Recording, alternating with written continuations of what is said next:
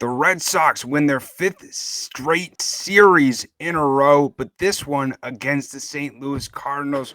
What is up, Locked On Red Sox? I am your host, Massachusetts Pirates team insider Jake Ignaszewski, here with my co-host, as always, NESN's Lauren Campbell. We want to thank you so much for making Locked On Red Sox your first listen of every single day. But in this episode, we're not only going to be breaking down this great Cardinals series, but also looking into what went well and what didn't go well.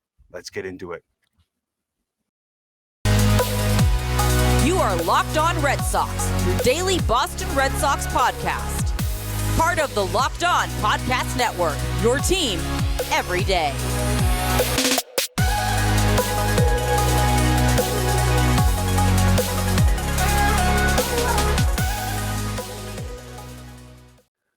I hope everybody had a great and safe Father's Day yesterday and was able to spend time with their loved ones and with, most importantly, their fathers. Because, I don't know about you, Lauren, but my dad has brought me on so many great trips to see the Red Sox. And, I can't say he's the one who got me into the team, but I can say he's brought me a lot of great memories to see my favorite team.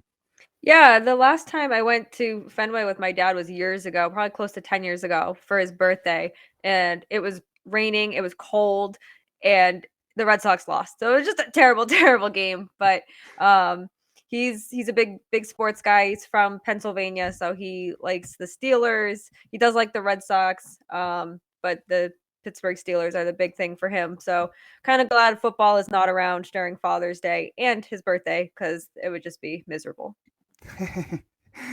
I'm curious to hear his thoughts on their quarterback situation, but luckily this is a baseball podcast, so we'll stick about talking about with the Red Sox. But as I mentioned, they won 2 out of 3 against the St. Louis Cardinals. It was pretty cool seeing Albert Pujols back at Fenway Park. Read a stat today while at the game that it was his first time back playing at Fenway since 2004, Game 2 of the World Series. Pretty crazy. When you think about how long that's been and just how long that's been since he's been to a specific park, it's mind-blowing. And also it's mind-blowing, I know it's his last season, but that he's still playing. That guy is just so fun to watch. He's such a legend, and it's going to be weird next year without him. It really will be. And it was really cool to see the whole ceremony that they did on Saturday before the game with David Ortiz, giving him the number 5 panel from the Green Monster. But overall, such a great guy.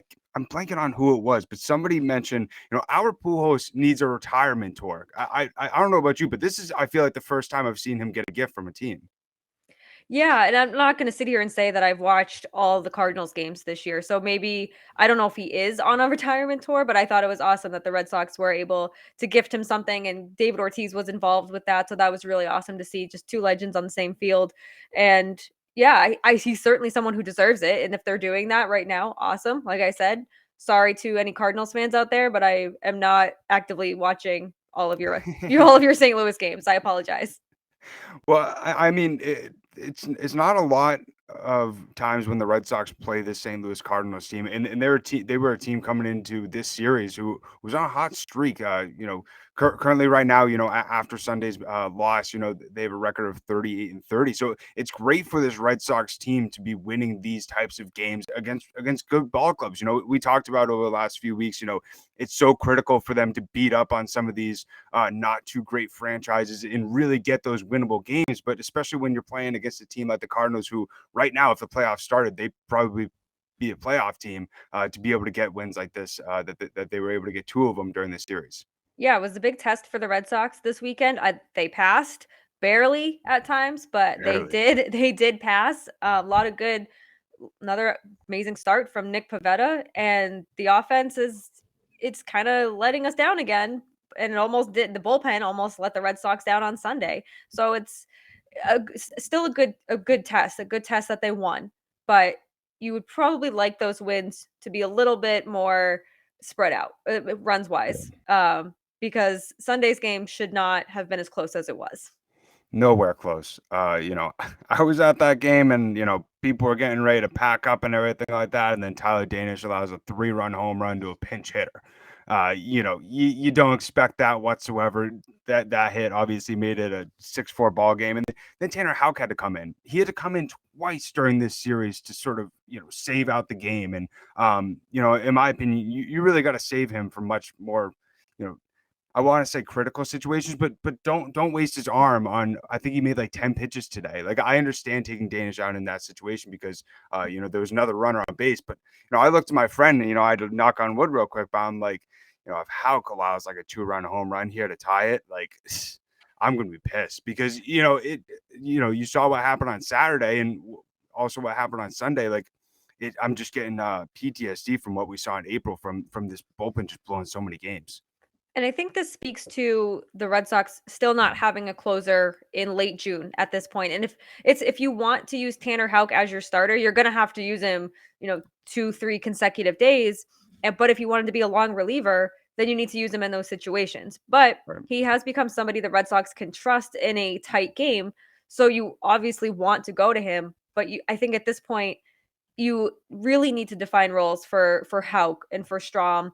And now that we know Chris Sale will be a starter when he returns to the rotation, then I think it's time to move forward with Tanner Houck as a closer, maybe, or explore the idea of it for a little while. But the more that they don't have defined roles, the more Sunday stuff like that happens Sunday is going to happen. Exactly. And it really is crazy. And we talk about it each and every single time, we have these close games. They just need that guy where you can rely on in the most important inning of the baseball game. But one guy who, really impressed me, not only on Sunday, but throughout the series and ever since he's got caught up is John Schreiber. I mean, he struck out the side, specifically on Sunday. But he just seems so comfortable in that role that he's in. And you wouldn't even think that he just came up from AAA. It seems like less than a month ago. Yeah, he's been great to watch, and somebody who could play a crucial role out of this bullpen. And you need these kinds of pitchers. You need to trust these guys. We've preached this all season. We preached this in the offseason, that who can you trust out of that bullpen? If you told me it was going to be John Schreiber, I would have just called you cuckoo pants because I just think that would have been silly. But it's been really good to see him kind of evolve as a strong pitcher and be able to utilize his pitches and get that control and that command. And maybe I don't feel so bad when he comes in where I'm like, oh God, he's gonna blow it. So it's a good feeling to have when you watch someone come out of that bullpen and you're like, okay, it's okay. We're not gonna panic just yet, but we're going to get ready to panic, but we're not gonna get there yet. Do you know what else is cuckoo pants? I've never heard that word before. That JD Martinez and Xander Bogaerts on Sunday both did not record a hit. And, this Red Sox offense was great, but I just couldn't believe that both of them came up in, positions where there was guys on base. In JD specifically, there was a guy on, I believe it was first and second, and he struck out swinging. And, it's very rare to see, both JD and Xander strike out more than twice in a ball game. Yeah, I mean, we talked at some point last week that we wanted to see how many games that they've had home runs either together or one of them has homered, and now we're talking about them not even getting hits. So, it's gonna happen. These guys, they are human. They're gonna have off nights. They're gonna cool down at some point. But to see them both have the off night on the same game, I'm like, oh, come on, like it's gotta be at the same time. You can't just like spread it out a little here. Thank God they won though, and looking at who else did really well offensively, Christian Vasquez has been hitting the cover off the baseball, went 2 for 4 with a 3-run home run to help the Red Sox really blow this game open, because for the majority of Sunday's game it was 1-1, then it was 2-1, and then it was 3-3, and then. Or excuse me, 3-1. Then Vasquez was really able to blow it open 6-1. And Alex Verdugo also had a great game, going 2 for 3 as well. And it's really nice as well to see Trevor Story starting to get things a little bit going. Got a nice home run there in the second inning for the Sox into the right field bullpen. I was really hoping and praying that, that would be the spark for him to start really getting going, because, we saw how good he was in May. And then, in June, he's really cooled off. He has, and can't remember if it was Friday or Saturday, but he popped up with the bases loaded, and it was just one of those things where I'm like, here is an opportunity for him to drive in a couple more runs, break this game open, and maybe start a hot streak. All it takes is one swing of the bat. So hopefully he can continue what he's been doing Sunday. He did go on that torrid stretch, and everyone was like, "This is the best signing ever," and now he's cooled off. So it's frustrating to watch, but also it is a new team. We knew that his splits away from Coors Field weren't the greatest, and it's just going to take a little bit of time to adjust. If he's not going to hit 300 or 280 this year or whatever, I'm not going to panic. It's 1 year. If he's going to be like this for the 6 years, then okay, then I'm going to have a little chat with Chaim. But I'm willing to give someone a year in their new team. And he's been doing fine, but he's just not living up to expectations. And I think that's the biggest problem here, is that he's much better than what he's been showing. And he has these opportunities to get the Red Sox on the board, or to get them more runs and get them a lead or whatever. And he's not doing it. But I know that we know the bat is there. We saw it Sunday. So it was nice to see him get that home run, maybe get that monkey off his back, so to speak, and hopefully this starts something going into what's going to be a pretty tough stretch here for the Red Sox. Yeah, we just got to cross our fingers, because he popped out with bases loaded and 2 outs as well on Sunday, and I was really excited when he came to the plate in that situation, and I just felt so deflated afterwards. And bringing up Chaim, in my seats where I saw on Sunday, I was sitting in the Dell Technology Club. I felt like a rich person. I got him from a family friend, but I look over, Chaim's peering out at the field. I felt like a little kid, like me. I don't know. I felt starstruck, even though I didn't get to meet him. But like, my mom's like, "Why are you getting all giddy?" I'm like, "That's Chaim Bloom." Who's Chaim? And I'm like, you didn't even say it right. And I love I'm moms. like, I'm like, he's the general manager, or he's the chief baseball officer, whatever. And then I look to my left, and after Vasquez's home run, I see John Henry stand up. I'm like, holy crap! I'm surrounded by all the big wigs of the Sox. But yeah, Sunday was a great game to be able to go to. Nick Pivetta continuing doing so well, and it ended up going 7 strong innings, only allowing 4 hits, 1 earned run, 10 strikeouts. But one thing that I noticed that I wanted to mention today is, going into the third, he had 4 walks. You couldn't see it from his performance overall, just in the pitching line, and how dominant he was. But that was one thing that I was really surprised starting off. Luckily, he only allowed 1 run, and the walks didn't really hurt the Sox. But that's definitely something that he's got to minimize in his future starts. Yeah, and I think he's done a good job controlling them for the most part. And like I've been saying about JD and Trevor Story, everyone's going to have off nights or off performances, and thankfully it didn't come back to haunt him. But I do think, especially with the bullpen kind of going back to what it was, you want to minimize keeping men off the base at all costs, and especially via walk. So 4 walks, it's not a ton, but if they were 4 straight walks, that would have been a run right there. So definitely just want to keep those minimized, just keep striking out people. It's amazing what he's done in his last 8 or 9 starts. His ERA is incredible, and he just looks like somebody who is in control the entire time he's on the mound, even when he does give up the 4 walks. I hope that he still does potentially get the opportunity to be selected as an all-star this season. That'd be really cool. Such a great story of being able to come back from such a bad April. But we have tons of updates from this weekend. The Red Sox also made a trade for a pitcher who could. I don't know if he's going to do anything, but we can hope and pray, and Chaim we trust. That's all we can do. But Lauren just wants to take a second to talk to you about Athletic Greens. Yeah, you know me by now probably that I started taking Athletic Greens and AG1 because I wanted more energy in the mornings. Shout out to AG1 this morning, or Sunday morning, because I was exhausted and I needed all the energy in the world to muster a family outing. But I wanted to get more energy in the mornings, and I just knew I needed to do something more for the lifestyle that I live. So with 1 scoop of AG1, you absorb 75 high-quality vitamins, minerals, whole food source superfoods, probiotics, and adaptogens, and it helps you start your day right. It's a special blend of ingredients that support your gut health, your nervous system, your immune system, your energy, recovery, focus, and aging, all of those things. So I take it because, like I said, wanted more energy in the mornings. Sometimes I have to work early. Sometimes I want to get my day started a bit earlier, have it before my coffee, and I'm ready to go. And one of the best parts about Athletic Greens is that it's very lifestyle friendly. So if you have a keto diet, paleo, you're vegan, maybe you're dairy or gluten free, this will not impact any of that and is really good for you. They contain less than 1 gram of sugar, no GMOs, none of those nasty chemicals or artificial anything, and it still tastes pretty good.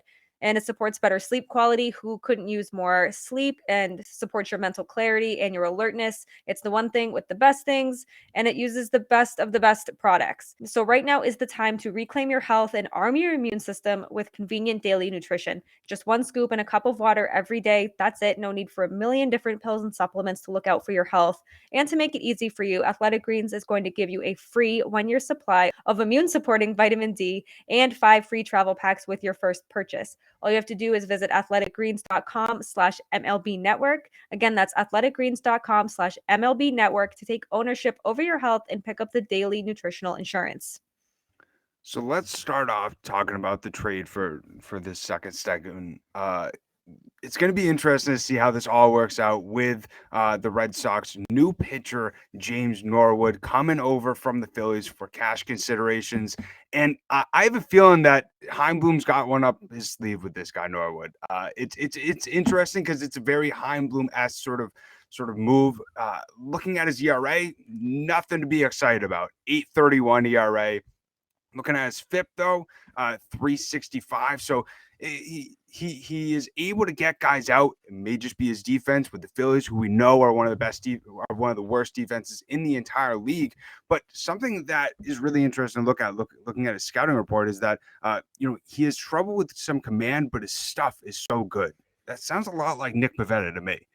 We saw Pivetta have great stuff. His command just wasn't great at all over there with the Phillies, which allowed him to allow runners to get on and obviously lead to a lot of runs. But I'm really excited about Norwood. I'm curious to see how the Red Sox really use him. With the Red Sox move for Norwood, that means that Cutter Crawford has been sent down to AAA. So, you take away sort of a long reliever guy or a pitcher that the Red Sox were hoping to rely on in that rotation to fill in for Whitlock or for Evaldi. But what was your thoughts on this move when you first saw it, Lauren? Yeah, I think there's more than meets the eye when it comes to Norwood. Like you said, his ERA is turning heads for the wrong reason. It's over 8. He has struggled in his relief appearances with the Phillies. Overall, he's made 48 appearances in MLB. But Alex Cora on Saturday, he said that he has a good fastball, good splitter, and a good slider, and that the numbers don't represent who he is, and he's got an intriguing arm. So I mean, no manager is going to come out and be like, yeah, his ERA sucks, but we wanted this guy in our bullpen anyway. Like any new person who gets traded to the Red Sox, especially maybe one who's not a household name or a bigger name, I'm definitely intrigued by. Obviously, don't let that he struggled in relief appearances because that's what the Red Sox need a lot of help with. I don't have really, really high hopes, but maybe because I don't have high hopes, I won't be disappointed, or then I'll be pleasantly surprised. Either way, I think that they're exploring options. You only give up cash to get them. So you're not giving up prospects. You're not giving up a player in return or anything like that. But Cutter Crawford, he'll get his time in MLB. He just really needs to stay the course and work out anything in AAA. So he's been fine to watch, but I think he's not quite ready for MLB. And I think getting consistency in Worcester will definitely help that. But overall, if they Red Sox and Heimblum truly believe that James Norwood is going to boost this bullpen, all we can do is sit back and see if he's right. And we trust. That's all we can do. And for people who didn't see Cutter Crawford's last start, which ultimately led him to him being sent down against the Cardinals, he allowed 4 earned runs over 4 innings, 6 hits, struck out 3, but it's not very. It's not great after his intriguing start that we saw, where he only allowed really 1 hit, Right. and he looked like a completely different pitcher.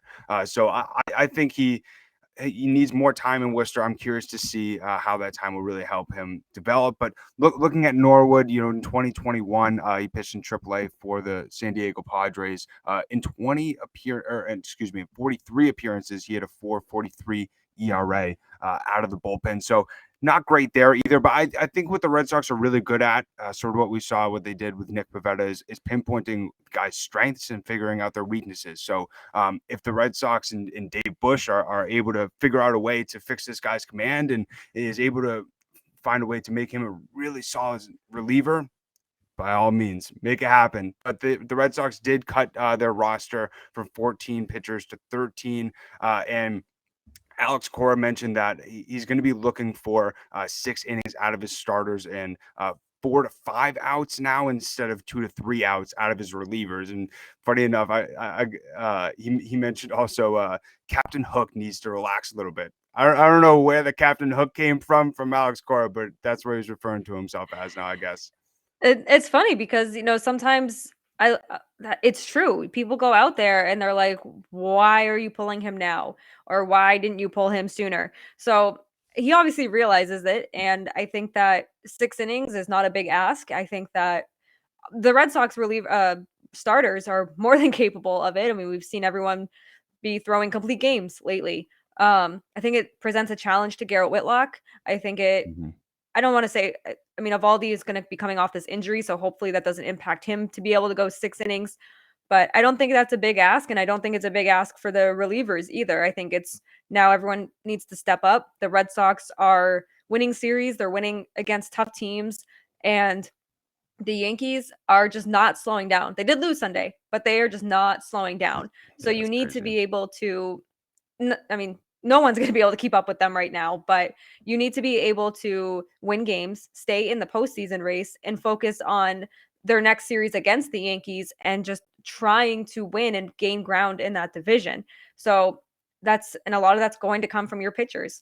So 6 innings, I think that's fine. I think we see a lot of starters go at least 6, but I mean, if they want to keep throwing complete games, by all means, please do.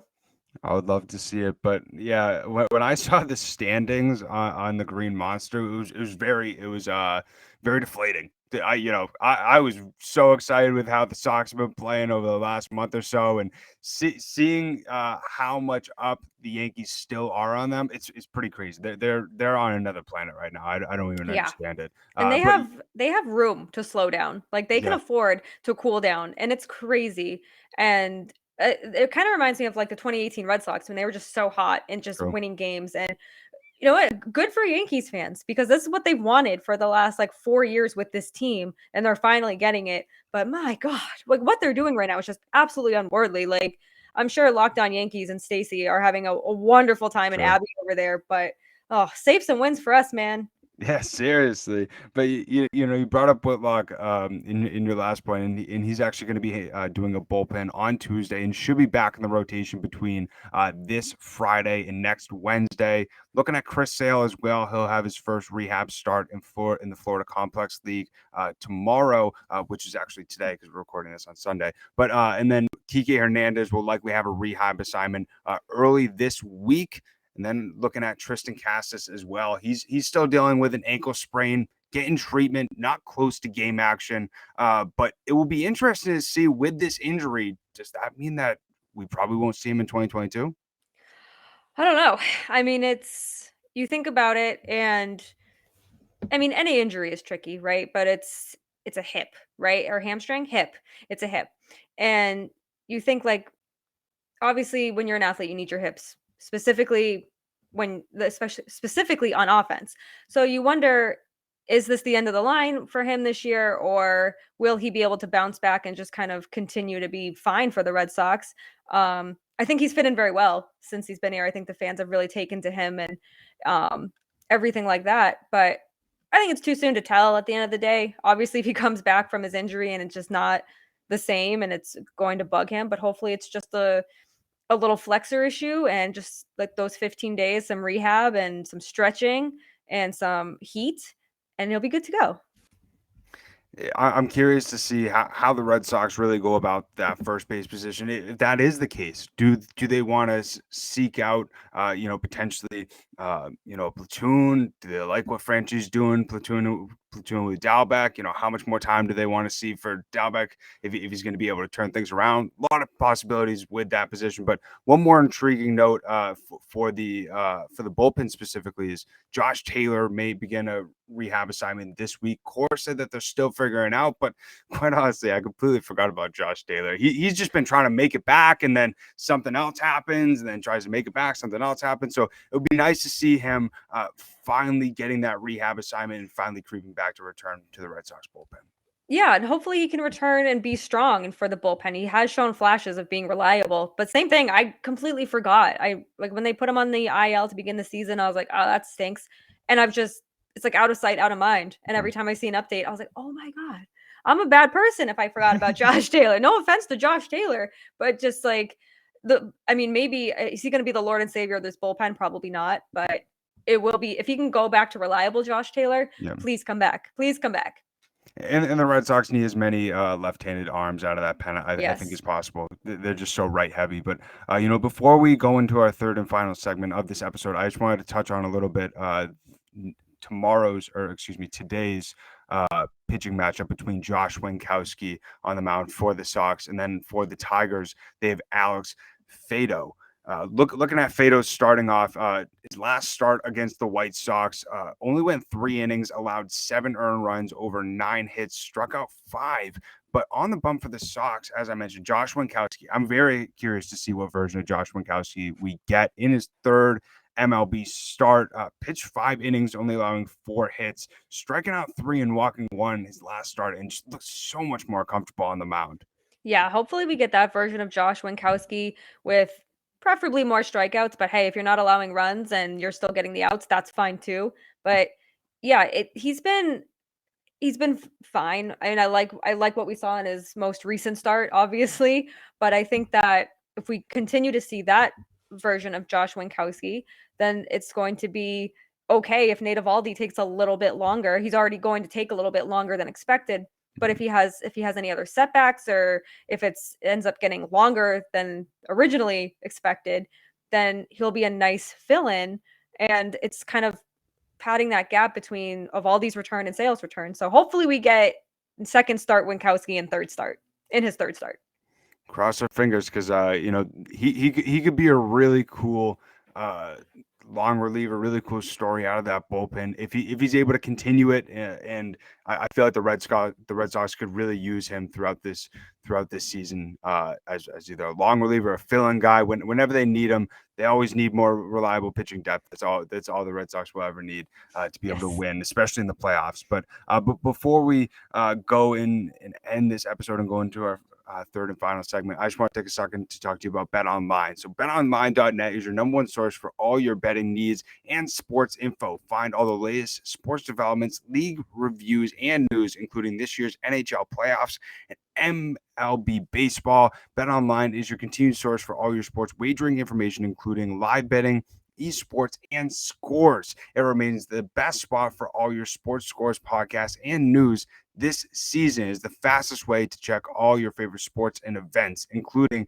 MMA, boxing, and golf. Head to the website today or use your mobile device to learn more about the trends and action. BetOnline, where the game starts. And BetOnline is also the perfect place to bet on what is going to happen in tonight's Detroit Tigers game 1, as well as for the rest of the series. This is a very winnable series for this Red Sox team. Hopefully they can keep on winning these games against teams who have not been playing well so far, and that is definitely the Detroit Tigers. So cross our fingers. But we just wanted to end this episode looking at some of your guys' reactions to this game. We want to continue doing this. We love hearing from our listeners and getting a little bit of an insight on what your guys' opinions are on each and every single game. We have our opinions. We talk for 20 minutes, but we want to hear your guys' opinions and really get you guys involved. But I want to start off with my good friend, Johnny. Johnny, you know who you are if you're listening. I can't say your last name, and I know you would say the same exact thing back to me, but Johnny said silver lining of the bullpen being not so great. It looks like Houck has been a solidified closer role, which he absolutely deserves. Mm-hmm.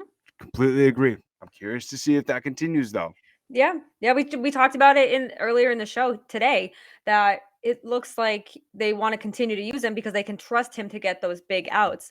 And like I said earlier, if you want to go with him as your closer, then freaking do it. Solidify him as your closer, define that role for him, and then the others will fall into place. But I have really loved this confidence and this kind of newfound confidence for Houck because he does have really nasty stuff. And it's a shame that he couldn't exactly figure it out to be the starter that we thought he'd be. But if he can be a dominant closer, that is A-okay. I love the stuff we've seen from Houck. And just like I said, the confidence, you can tell it's there.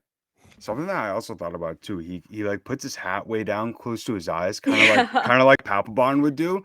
So it's like super intimidating, especially if he's got to do a stare down. But I feel like if he's gonna do like a stare down thing, he can't just do it where he's just standing there. Maybe he's got to get a little bit of Kimbrel in there. He's gotta have something. I don't know.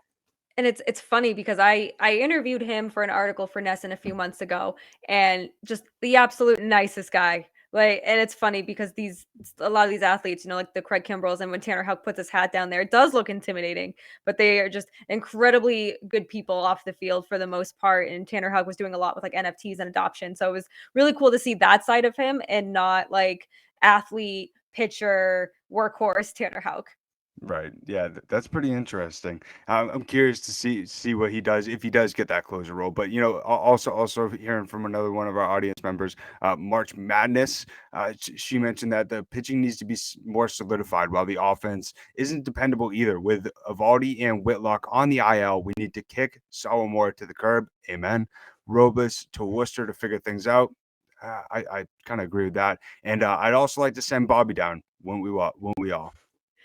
Yeah, so I don't necessarily think sending Bobby Delbeck down to Worcester is wrong. The only thing is, are you ready to give Franchi Cordero full-time first base responsibility? No. But do you want to go out at the trade deadline and maybe trade for like a Mitch Moreland or a Kyle Schwarber like they did last year? But you do have Tristan Casas waiting. He's a little setback right now with an ankle injury, but you have Casas waiting at the door. Like, he is knocking on the door. And like I said, I don't disagree. Bobby Delbeck has been incredibly disappointing this season. Something is off with his swing. So something just doesn't look right. So I like the idea. I just don't know what plan B is at first base, because I don't think Franchi Cordero is an everyday first baseman. But absolutely agree on Sawamura and Robles. I think that they could both use extended time in Worcester. I know that they're thin on bullpen stuff right now with the injuries and everything, but they have to figure something out. And the answers are not Sawamura and Robles. And it's never been Robles. I just want to make that very clear.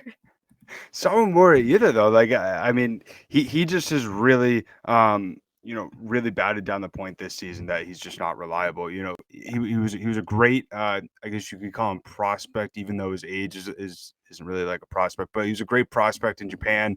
It was very exciting when the Red Sox got him, but he just has not lived up to those high expectations that we hope and prayed for. But all we can do is be happy that the Red Sox were able to win this series, their 5th straight. All we can do is hope and pray that they do the same thing against the Detroit Tigers starting tonight.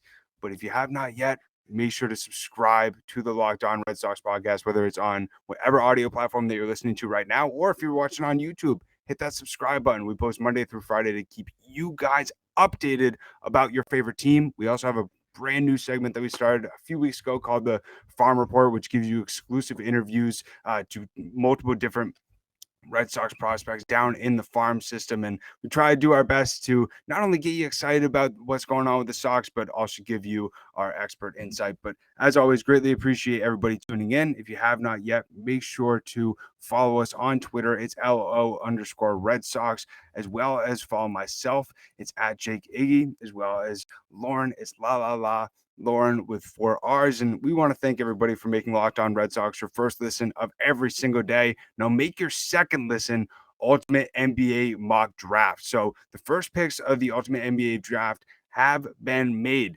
Now you can search the Ultimate NBA Draft and get over 50 insiders, the Odyssey sports experts, the draft experts of the Locked On NBA Big Board. And there's 5 episodes underway on the Ultimate NBA Mock Draft. So go over and check that out. They do a great job of getting you guys excited and knowledgeable about the NBA draft. But as always, greatly appreciate everybody tuning in. We hope that everybody has a great rest of their day, and we'll end it how we always end it.